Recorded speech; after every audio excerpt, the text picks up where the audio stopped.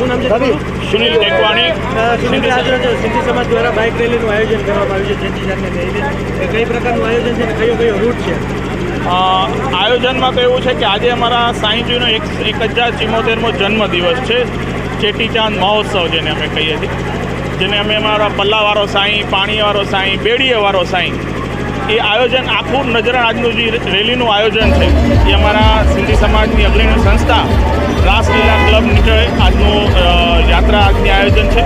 એના પહેલાં એક નાનકડી ઝલક આપી દઉં કે આવતીકાલે ગઈકાલે 9 તારીખે બાલભવનથી અમે લગભગ 1500 બાઇક મહિલા શક્તિ કેન્દ્રના હિસાબે 1500 બહેનોની યાત્રા ગઈકાલે પૂર્ણ કરી. આજે 1000થી ઉપર સ્વયંસેવકોને લઈને અમે આખા રાજકોટમાં મધ્યમ મુખ્ય માર્ગો ઉપર યાત્રા નીકળશે અને હર્ષોલ્લાસથી હરેક જગ્યાએ ક્યાંક ને ક્યાંક પ્રસાદીનું, શરબતનું આવા બધા આયોજન હોય છે, ક્યાંક ફૂલથી સ્વાગત હોય છે.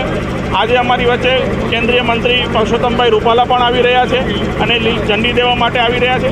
તો સમાજ જે છે એ હર વખતે સિંધી સમાજ જે છે એ ક્યારેય પણ કોઈ પણ આંદોલનમાં નહીં, ક્યાંય પણ માગણીમાં નહીં, પરિશ્રમ કરવામાં જાણતો સમાજ એટલે સિંધી સમાજ.